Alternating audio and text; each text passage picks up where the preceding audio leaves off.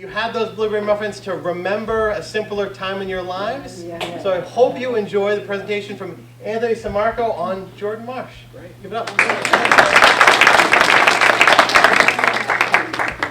Thank you very much.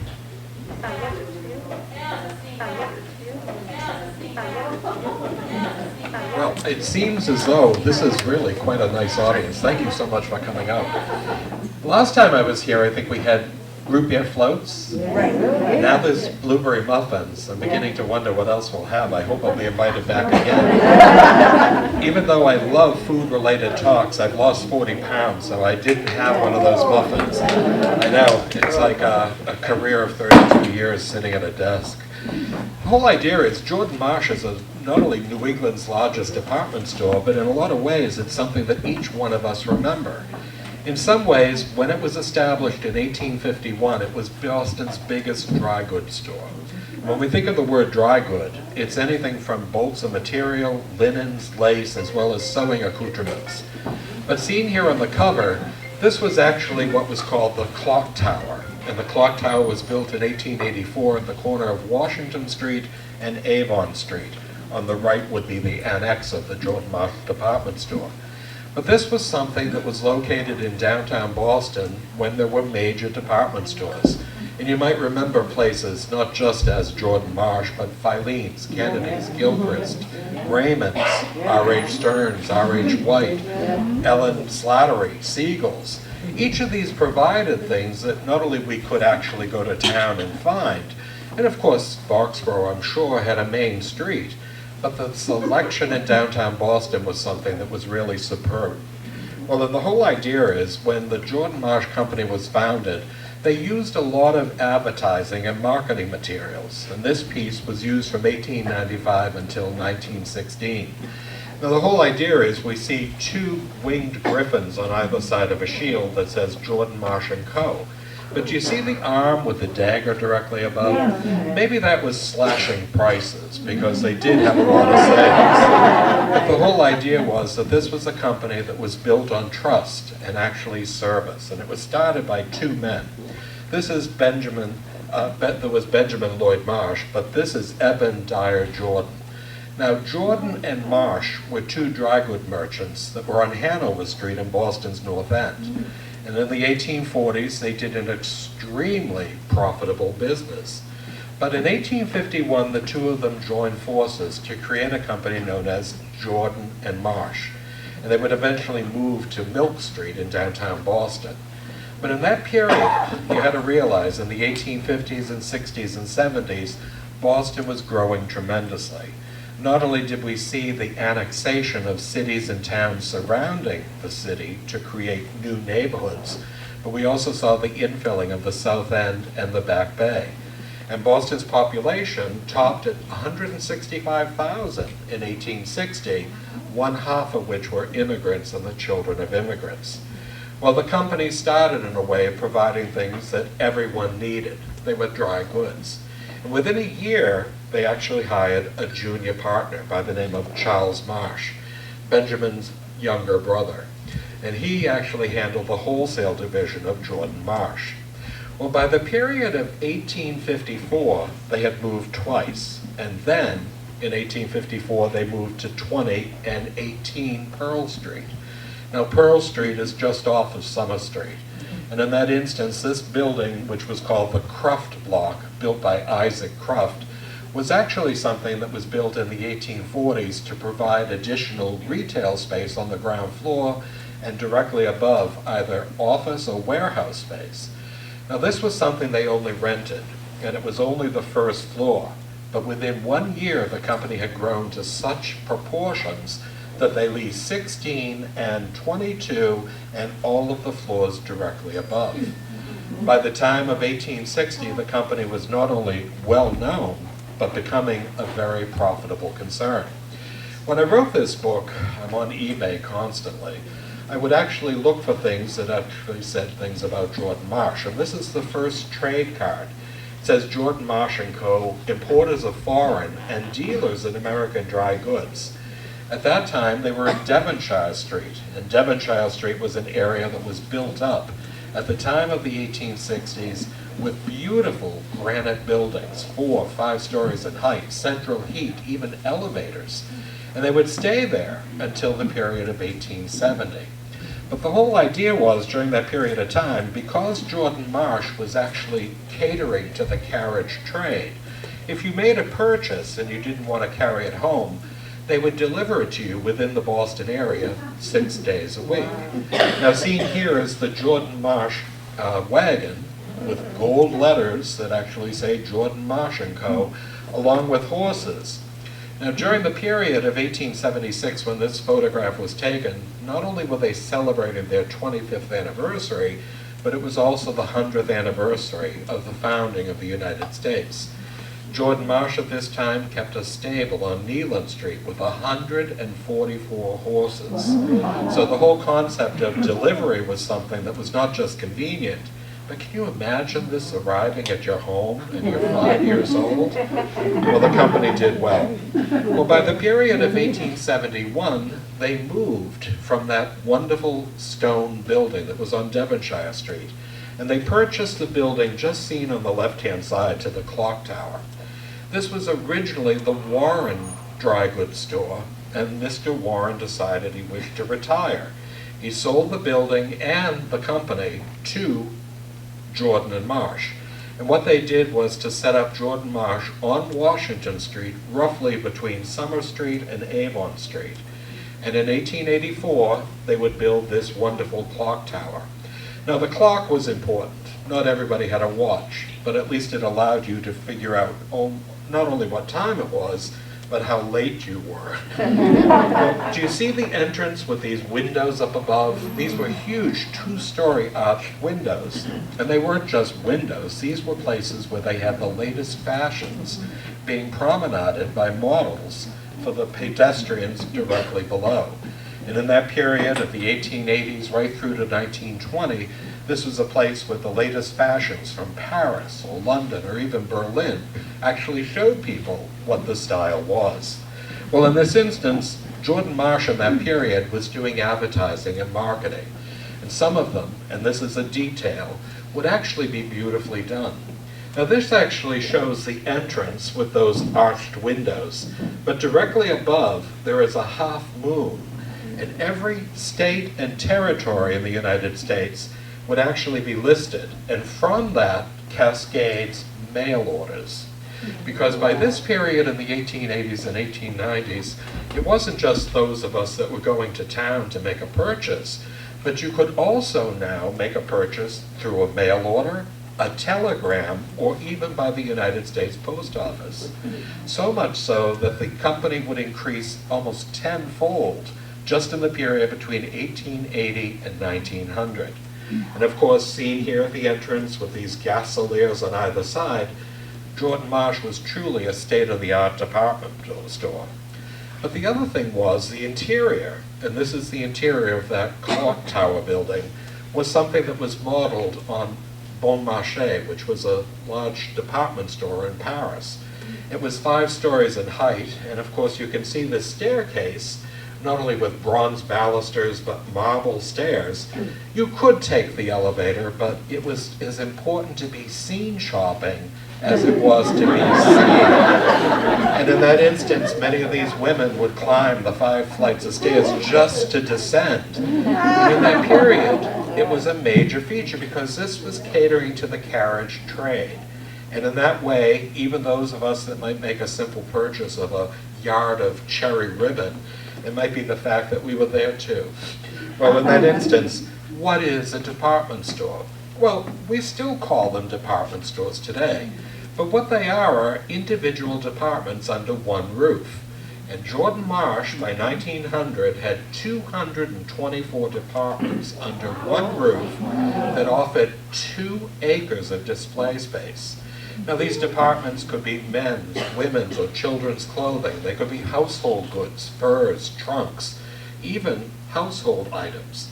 But this is a postcard of the men's daylight clothing section, not to be confused with men's evening clothes, weekend clothes, sporting clothes. But there would be at least 10 or 12 different men's departments. And And one of the surprising things is, this is just a simple postcard from 1905, you see that they actually provide men's suits. Jordan Marsh was among the first to actually offer suits that were made of the same material, but they weren't made as a pair. You could actually choose the trousers and choose the jacket, so long as they were made of the same material. And with a simple alteration, you could have your suit in one day. In that instance, look at the men in the distance. There were at least 12 to 18 clerks for every single department. Wow. Can you imagine? 224 departments, and you're talking a minimum of 12 people. Jordan Marsh was hiring people of all ages, and they trained them well. Well, these departments did extremely well, and of course these men and women would actually know exactly what their merchandise was. But as I mentioned earlier, not everybody had the time or the ability to get into Boston. And what they began to do in 1880 was to present, in some ways, not only spring and summer, and this is the 1889 calendar, but also fall and winter. And twice a year, if you were a customer, you would receive this, and there would be about 100 pages. And within it, they would have one dress design with about 15 different types of not only material, which the actual piece of silk or linen would actually be on it, but as well as the trimmings. So you could order a dress for $5, but if it was made of fine silk and wonderful trimmings and everything, it could be $15. Sounds ridiculous, but at that time that was pretty expensive. But you can see here, the Tower building is in the very center, and it's, of course, the things are coming by ship as well as by railroad. These advertisements in these catalogs was something that were beautifully done, but they also would go as far afield as even Canada, South America, and even Europe. This actually shows one from 1915 at the top of the buyers that would go to Europe. And surprisingly, Jordan Marsh had as many women buyers as they did men's buyers. They would provide everything, and it would come down through a cornucopia and then be spewed forth to be delivered by paddle boat, horse-drawn wagon, or even, as we see here, the railroad. But these advertisements were an important feature, and they were increasing the business tenfold every single year. So if you were living in rural Foxborough, you might say, I want that dress, and of course you would have it within a week. One of the things that they did was a novelty, and they extended credit. One of the things in 19th century Boston was that if you didn't pay cash on the head, you couldn't take the thing home. But by the period of the 1880s, Jordan Marsh began to realize that not only were their catalogs extremely popular and increasing their revenue, but the whole concept of extending credit to people was something that was a little bit novel. Seen here, they didn't have a credit card like we have, they had a charge token. And the charge token had on the obverse J.M. Co., and of course you have this wonderful circle, a coronet, which I have no idea why, and little daggers on either side. And on the obverse would actually be a number, and that number would be assigned to you. So you went to Jordan Marsh and you made a purchase, and they would take that, and the simple slider would actually create it, and then it would be sent to the credit department. You might be extended $25, which was a huge sum of money in the 1880s. And at that point, they would allow you no interest for 6 months. But if it went over 6 months, it was 1.5% monthly. Still reasonable. So if we were setting up a house after our marriage, maybe we were going to do a simple living room or a dining room. Or maybe we wanted new drapes, or maybe a new carpet. It allowed the middle class, as we saw Boston's population increasing, to purchase things to actually enjoy. And in that way, extending credit increased the company in 1 year over 700-fold. Many people began to realize that credit was something that could be helpful. It's the bane of many people's existence. But the whole idea was, once you made a purchase, your purchase went to the pneumatic cash desk. Now, if you went, you might actually do it by cash. I might go and I have my charge token. Whatever it was written up by the clerk, and they would place it into a pneumatic tube. And it would go through these tubes, which were over 5 miles in length, at Jordan Marsh. And of course, it would then come to the cash desk. These women would work at the cash desk 6 days a week to provide either change or record your charge. Now, do you know what a pneumatic tube is? Well, every Saturday, whether I need it or not, I go to the bank, because when I place my deposit or a request for cash and place it into the tube, every time it comes back, my dog is amazed because there's a dog bone in there.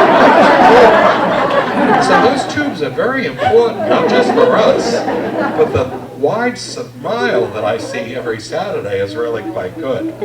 Well, in a lot of ways, Jordan Marsh would actually supplant their horse-drawn wagons with motorized.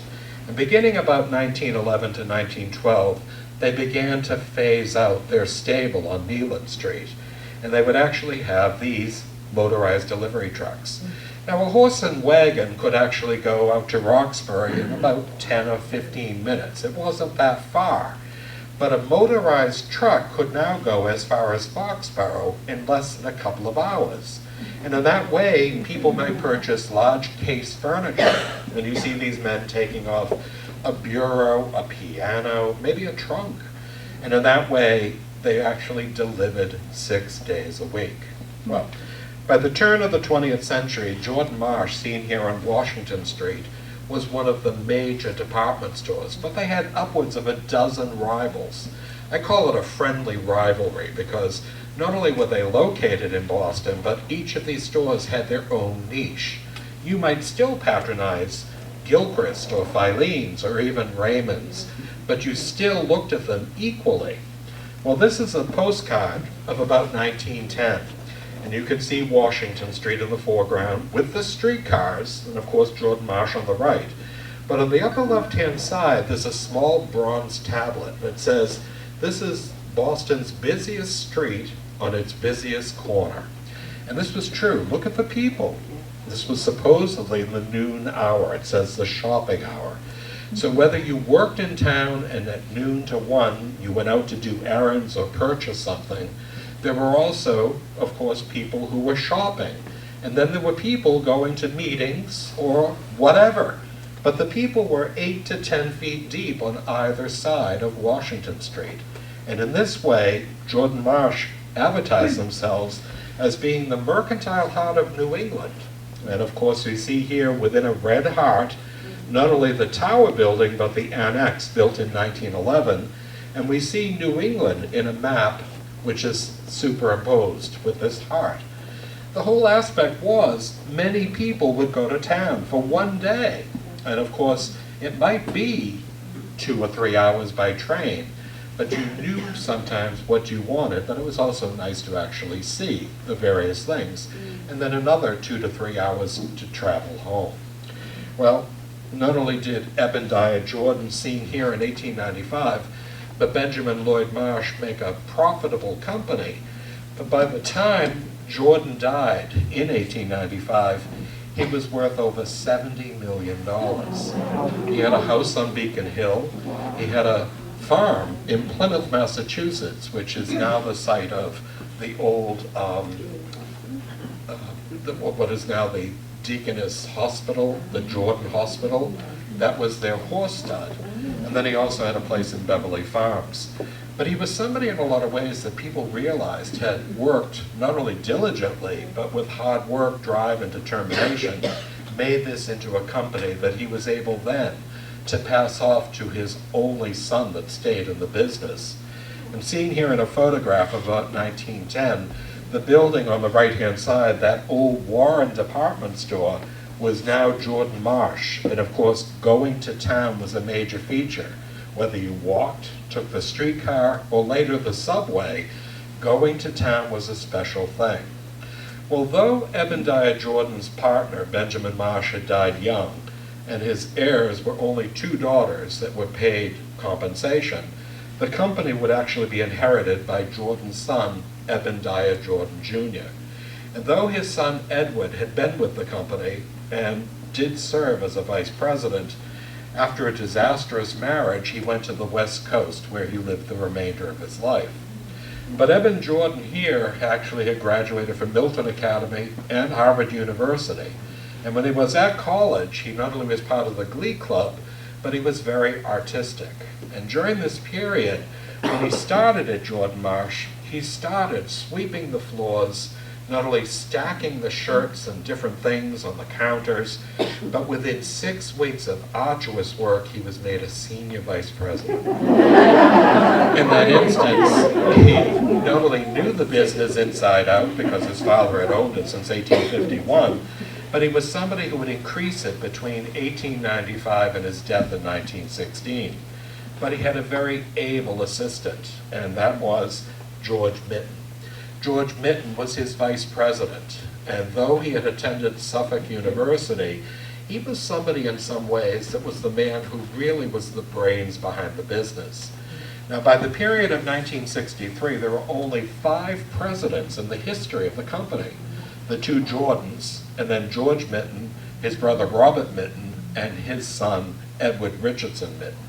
So for 100 years, there was a stability factor that not only allowed the company to continue to grow, but also to import from Europe and Canada and South America all sorts of things that people might want to take home for a small price. Well, by the period of 1926, the company was celebrating their Diamond Jubilee. And not many companies actually survived to 1926 in that 75-year period. But you see the Boston Bell Ringer, the Boston Crier, actually declaring that it was Jordan Marsh's Diamond Jubilee. In this period of time, you had to realize in some ways, not only was it 75 years, but the company had instituted some things that were really quite unusual. In 1919, the company started what was called a quarter-century club. And if you had been with the company for 25 years or more, you were given a check for $1,000. Can you imagine? As well as a small gold brooch that said you were there for 25 years. There was also a luncheon, and you could invite your family and friends. And of course, this went on every year as new people were inducted. But in 1926, they started a half-century club. Can you imagine a company today having employees for 50 years? Well, I was almost at 32, doing pretty well. But the whole idea is they received a check for $3,000. Now, think back to your grandparents in 1926. Wow. I'm sure you heard stories that you could get a very lovely house for $4,000. $3,000 was a tremendous sum of money. But they also received a platinum brooch with 5 quarter-carat diamonds. And in that instance, these were people in some ways that had spent their almost entire careers at Jordan Marsh. There was a doctor, there were nurses, and there was a podiatrist. If I stood every day for 8 or 10 hours, I'd need a podiatrist too. But can you imagine these were free as well as the dentist on a weekly basis? So the company in some ways wasn't just a store.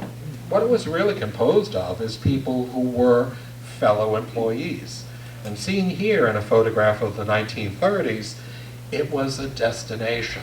Now, this photograph shows Washington Street at Summer Street. Thousands of people. But I assume this might have been a Wednesday. Now, do you remember when they had dollar days at Jordan Marsh? Well, that began even in the early part of the 20th century. And if you saved your dollars, you could then go, and with things that were marked down, even pool it with your family and friends so that you might be able to buy children's shoes or maybe a new coat or something of that sort.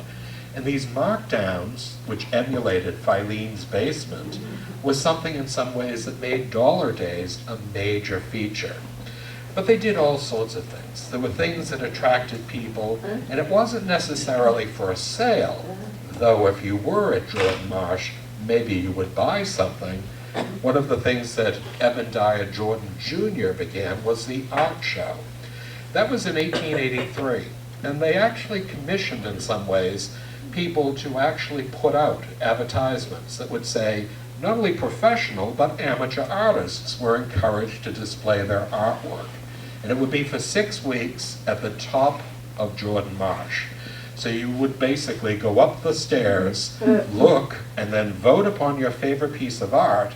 And then as you walked down, maybe you saw something that looked and caught your attention. And usually, at least 1 out of 5 made a purchase. Well, the art show continued right through to the 1950s and 1960s. And seen here in 1957, on the right is Edward Richardson Mitten, the 5th president and 3rd of the Mitten line, with Robert Douglas Hunter. Hunter recently died. He's a very well-known artist. I've got 2 of his paintings. And he won the award for his painting, Robbie, who was his younger brother. Now, to receive the award was really quite nice, and as you can see, it was a bronze medal that said the Mitten Art Award of Jordan Marsh. But it was also a check for $1,000 and lunch at Lockover's. So, unfortunately, I'd say to myself, I'd take the lunch anytime. But the whole idea was he won it 2 years in a row, and his paintings today can command anywhere from $10,000 to $20,000. So the art show was a major feature, just like other things such as cardigans and knits from Ireland, as well as things such as perfume from Paris or even ceramics from Italy. But the mittens were an important feature, and for 3 generations they themselves continued to look at the employees. Remember, 25-year and 50-year awards as something that was important. So George Mitten, who was the first of the Mittens, president from 1916 until 1930, would actually die in 1947, and this was dedicated in 1951, and it says, "Hereafter there shall be no term as a Jordan Marsh employee. From here on, we are all fellow workers, regardless of our position with the company." And this bronze tablet was placed just to the left of the employee's entrance. Oh, fellow workers' entrance. And in that way, it was an important feature to realize that no matter who we were all equal, and we were all very aware of what our jobs were. Well, in some ways, these employees were incredible. And this is a photograph I found on eBay. Now look at those women on the right. Look at the smiles. Well, this was 1960, and what it was the 50th anniversary of their employment at Jordan Marsh. And seen here, Edward Richardson Mitten and Mrs. Richardson on the left, these women are being inducted into this very select group of people. Not only are they being handed their checks, they also have corsages, and of course at the Statler Hilton, a luncheon that they could invite upwards of 10 people, family and friends each, was something that was not only an annual tradition, but it would continue. Seen here in 1964, I love the hats, and I love the mink stole. But these again were people, they don't really look like they could have worked for 50 years at Jordan Marsh, but it was a major feature. And can you imagine being able to bring 10 of your family and friends? And that was something that Jordan Marsh made as a special feature. But one of the things too, when I was doing this book, I was a little astonished. A woman told me at one time, "Did you know there was a Thanksgiving Day parade in Boston?" Does anybody else know that? I was shocked. So when I did some research on eBay of all places, I found a photograph that talked about Santa Claus and Santa's son. So not only was I learning about Jordan Marsh, but I never knew that Santa Claus had a son. And they called it not only the Thanksgiving Day Parade, but by 1937, the Santa Son Parade, because it started the kickoff to the holiday season. Well, seen here, Santa Claus and his son would actually arrive by biplane out on what was basically the Esplanade. And they would have a parade that went along Beacon Street from Kenmore Square to the State House and then down Winter and Summer Streets. And in that instance, what they had were enormous balloons, much like the Macy's Day Parade. Now here, all I can say, it's an insect, I have no idea, but it had flown in the 1927 Macy's Day Parade. And in that way, we had handlers. Now, these are filled with helium, so if you let that guide wire go, they're going to ascend into the heavens. But look at the men. They're dressed as Arabians, men from China, as well as Celts with swords and shields. there'd be upwards of 12 men for every single float. And in that way, here on Beacon Street, and that's the Boston Common, you would have upwards of 10 to 15 people on either side. Some of them were a little bit unique, and I call this the disembodied head. Very pretty, a little bit too much rouge and lipstick. But the whole idea is, look at the men handling the wires. They're dressed in imitation Austrian Prussian uniforms of the period of the early 20th century. And of course the row houses along Beacon Street.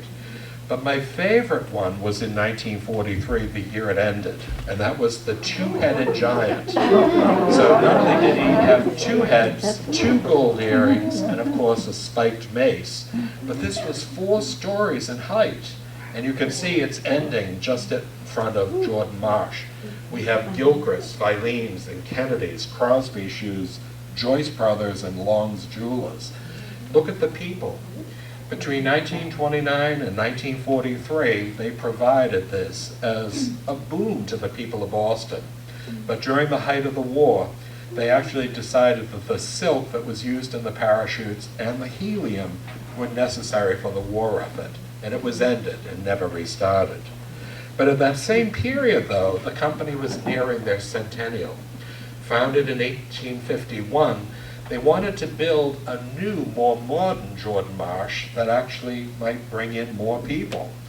And they actually commissioned Perry, Shaw, and Hepburn, a very well-known architectural firm. They got their claim to fame when they actually restored Colonial Williamsburg in Virginia. And they decided to build a building that was 9 stories in height with 2 stories as a basement and sub-basement. And of course, only a portion was actually built. The rest of the building was never completed. But this was at the corner of Chauncey Street and Summer Street.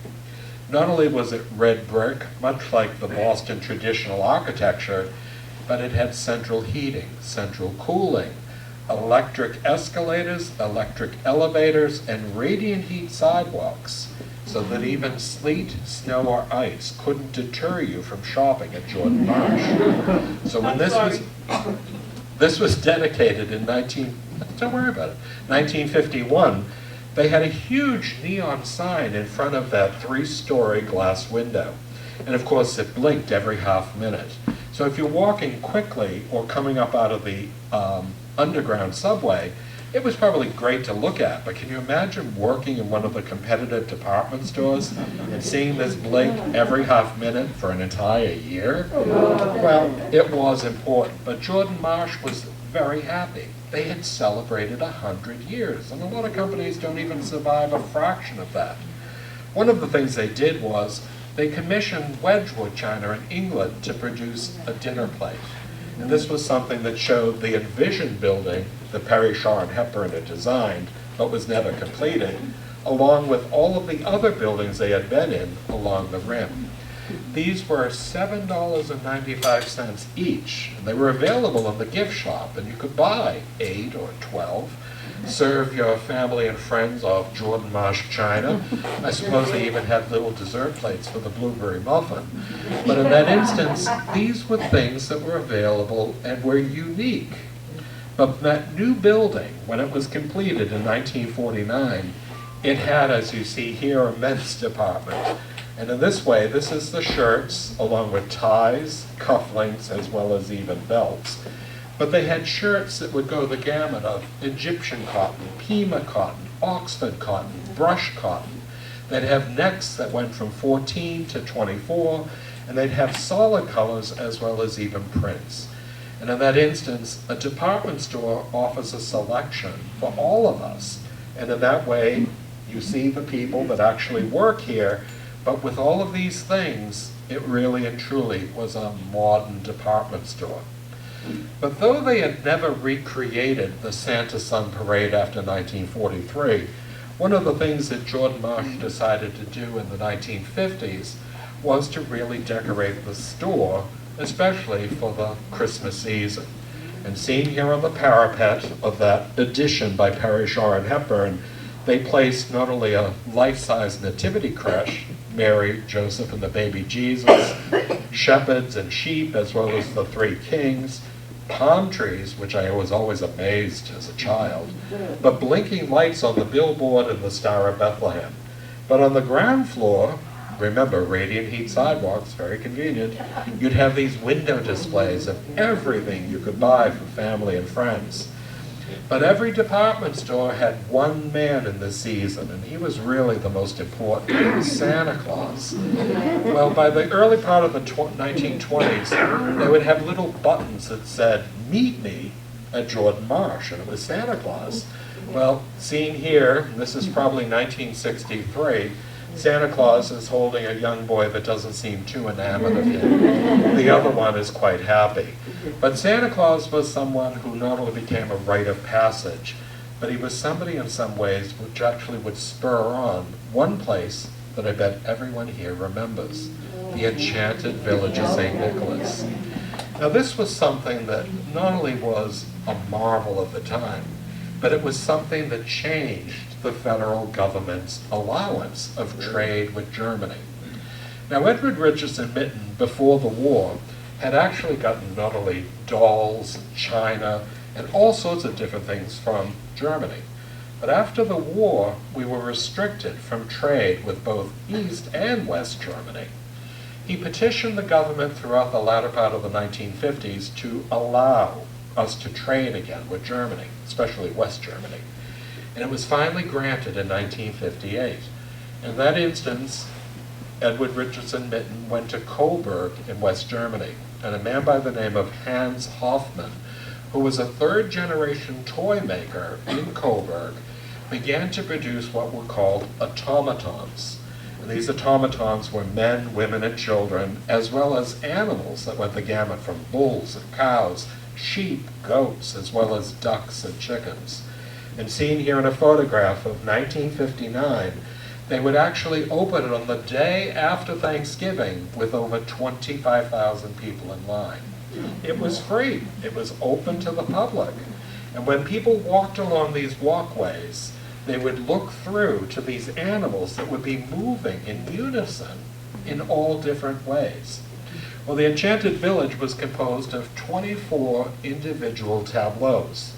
And seen here in a photograph of the early 1960s, they went the gamut from a bakery, an ice cream shop, a glassblower shop, a library, a living room, as well as the village jail where, unfortunately, my parents said I was going to be left every year.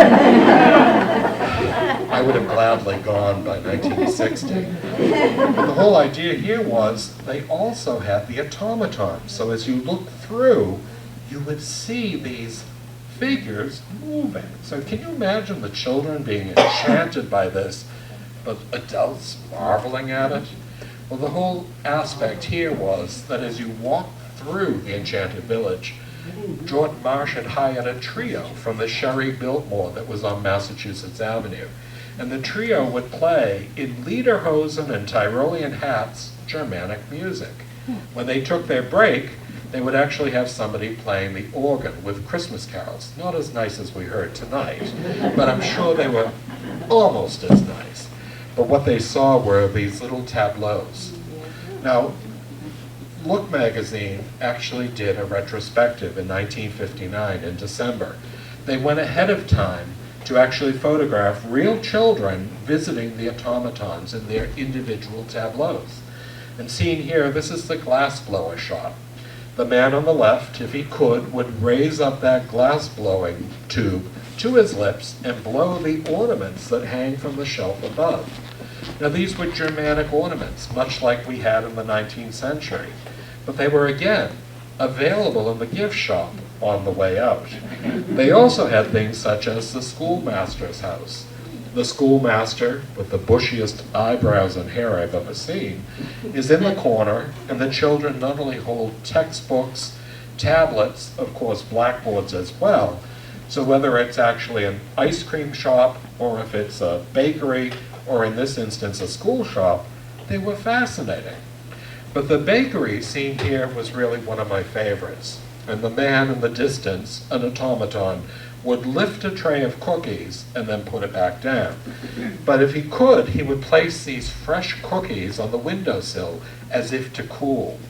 Well, the whole idea was, even in the magazine article, they actually had the recipes for every cookie that was made. Now, many of them had anise or such things as cumin and very spicy smelling things, allspice. And of course, I'm sure people must have smelt it, and you were told they were in the bakery on the way out. So in that instance, it was something that was not just a wonderful tradition, and I'm sure all of us almost went every year, but even in 1960, Edward Richardson Mitten, second from the left, would receive a citation, not only from the German government, but from the United States government, because he had reopened trade with West Germany. On the far left is the ambassador of the United States from Germany, and on the far right is the German consul in Boston. The second from the right is Hans Hofmann, the man who actually made those automatons, and holding a wonderful parchment that actually says that Mr. Edward R. Mitten is presented this from his aspect of Jordan Marsh of creating the Enchanted Village of St. Nicholas. It was important, but in that way we realized in some ways by the 1950s and 60s it wasn't just the Enchanted Village, but they were still doing their catalogs, and we might call them wish books by this period. This said that Christmas gifts for all the family from New England's largest store was Christmas in 1950. We see Santa Claus, he's speaking with the children. The little boy is dressed in his Hopalong Cassidy hat and holster set. The little girl has Madame Alexander porcelain dolls. And the little boy, 2 metal trucks, one a fire engine and one a delivery truck. So if you open these catalogs, you would realize it went the gamut of not just clothing and toys, but everything in between. But Jordan Marsh, in a lot of ways, had one place that was one of the most important places for anyone under the age of 20. That was Toyland. And seen here at that huge plate glass window, Santa Claus is opening Mother Goose's A Tale from Mother Goose, and where does she escape with her sheep? Toyland on the 5th floor. And the 5th floor was something that had toys like you could not imagine.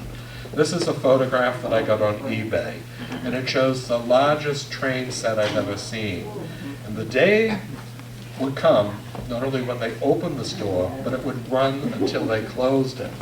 And you saw not only styrofoam hills and dells and valleys and tunnels, but look at the people, not just children and young adults, but even older adults.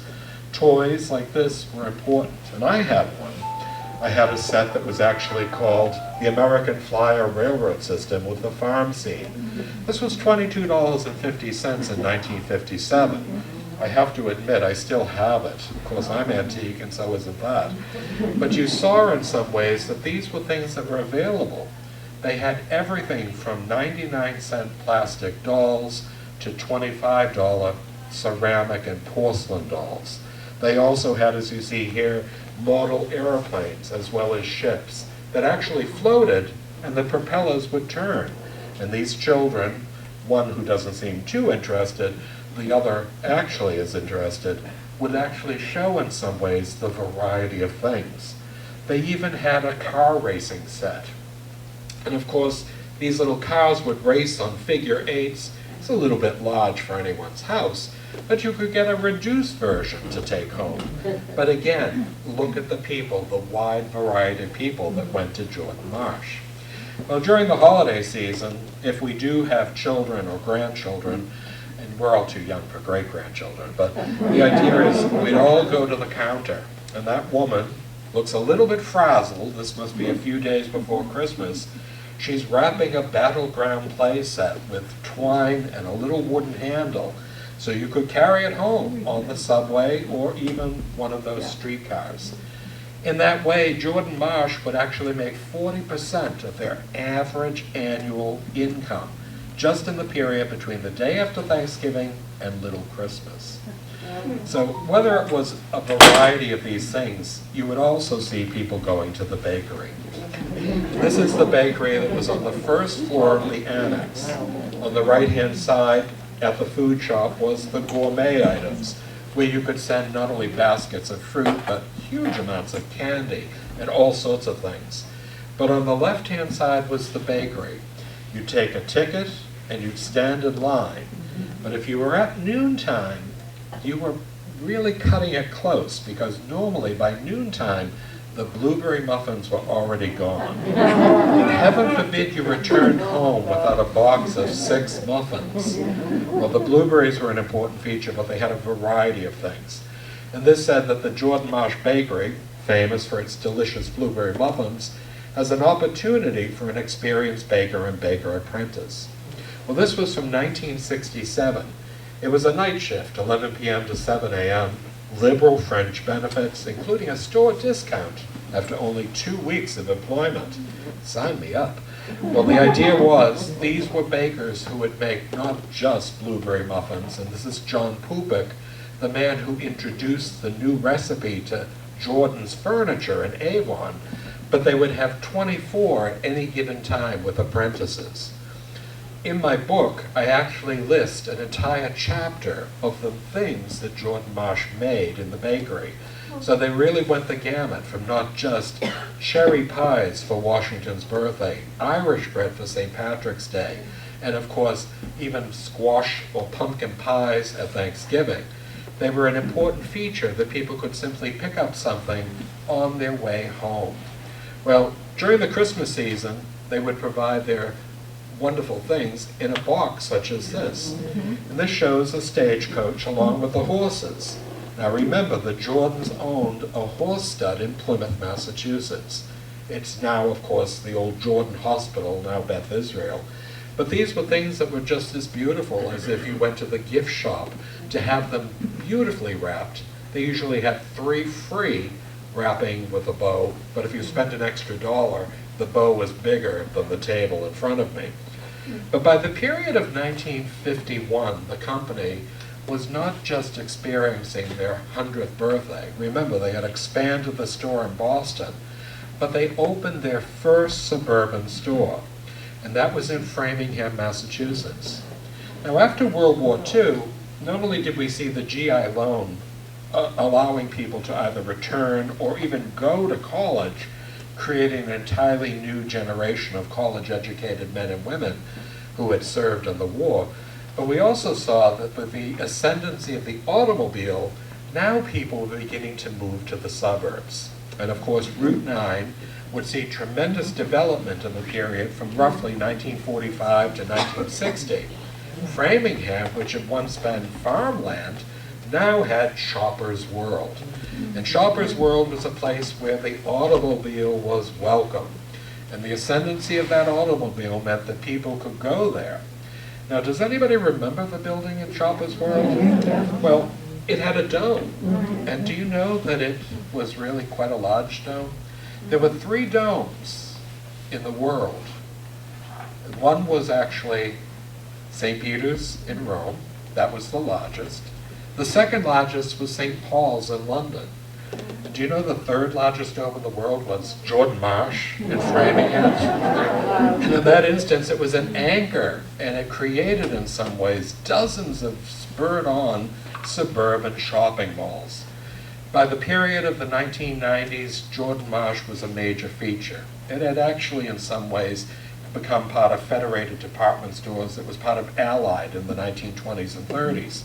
But seen here, Jordan Marsh would only survive until 1996, when it was absorbed by Macy's department store. Macy's was the largest of the conglomerate known as Federated Department Stores. And in that instance, though I still say I'm on my way to Jordan's to buy socks and handkerchiefs, which seem to be eaten by my dryer, I actually get there and nobody knows where I'm going. Of course, it's Macy's. In a way, when I wrote this book, Jordan Marsh, New England's largest store, I was trying to chronicle something of our shared memories. Granted, we all knew the Enchanted Village, we know the bakery, but of course this actually goes into such great detail about the departments and how the store grew, and of course the people that were involved. These weren't just the owners, the Jordans and of course the Mittens, but the people that we knew, some of our family, some of our friends, who would actually spend anywhere from 25 to 50 years employed at Jordan Marsh. In a lot of ways, I look at these books as something that's a delicious memory from the past. Thank you. I hope you enjoyed it.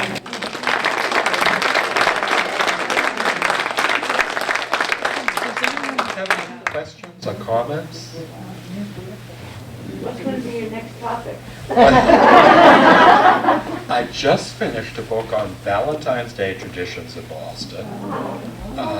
I just sent off my book on Halloween traditions in Boston. Right now I'm writing a religious book in St. Michael's Church in Milton. It's not my church, but the thing was they asked me to write it.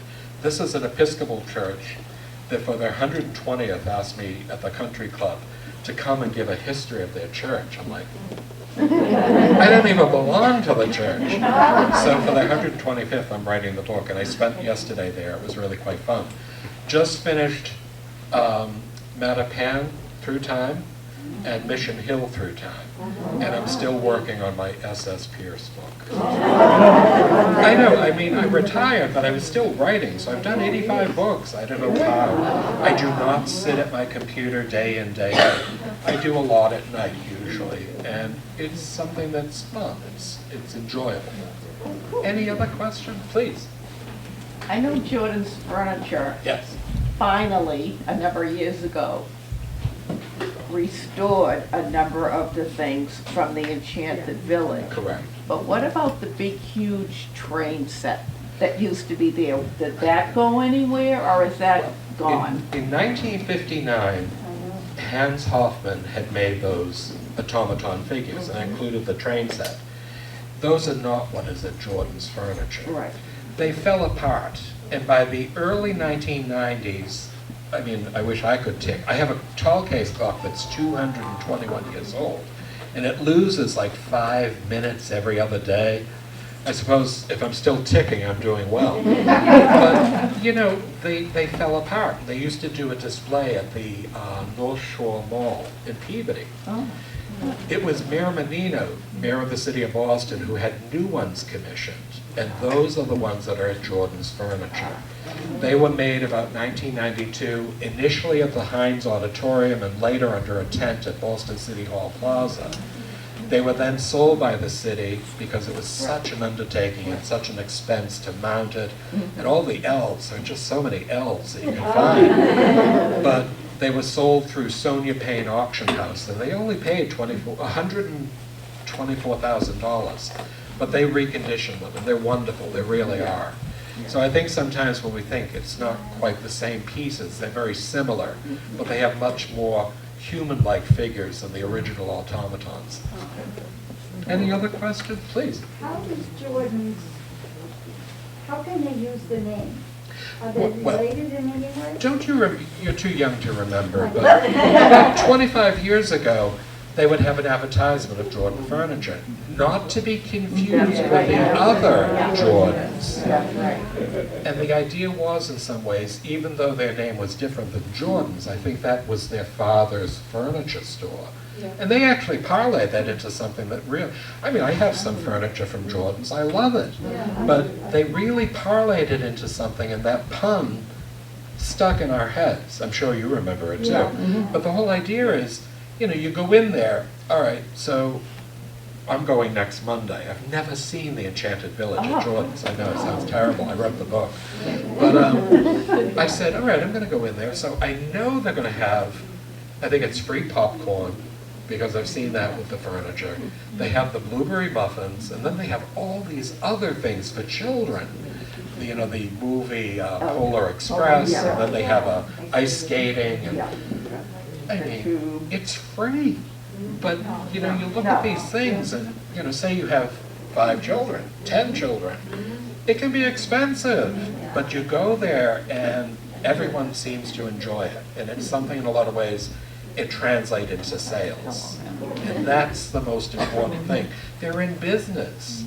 Just like Jordan Marsh had done those advertisements from catalogs as well as the charged token, it's sales. So I think the Jordans, and it's only the Tattlebonds, that's the name. Only one of them is even associated with it, but he doesn't even own it anymore.